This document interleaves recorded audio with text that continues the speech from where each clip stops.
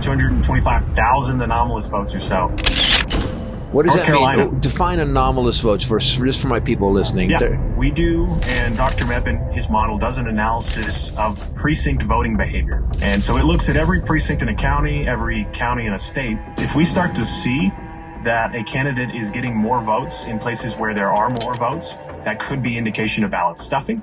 Like, what do you think? Why wouldn't anybody who saw this go, what the fuck is going on? We need to recount. They can't talk about it. They can't look like them. Let's say we did prove it. Well, guess what happens to our elections for the next, decades? They're going to come into question every single time. Statistically speaking, there is evidence that something happened. It warrants the investigation. What would be the problem with recounting? What would be the problem?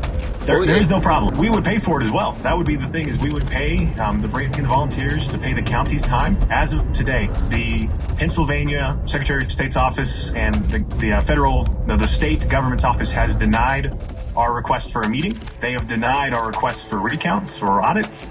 They've said, no, this isn't something we care to do. All we're showing is, statistically speaking, there is evidence that something happened. It warrants the investigation.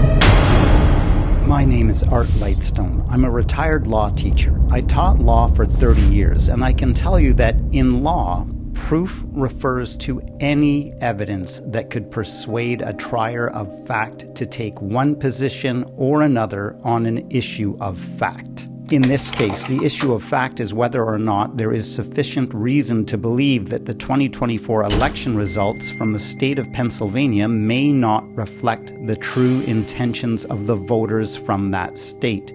All the Election Truth Alliance is asking for is a hand recount of the ballots from the state of Pennsylvania.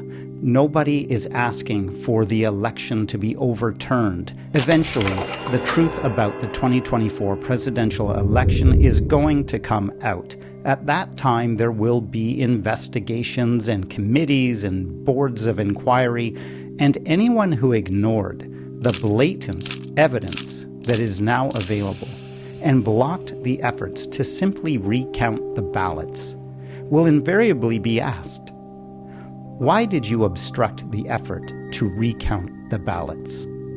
I, for one, will be very interested in hearing their answer to that question.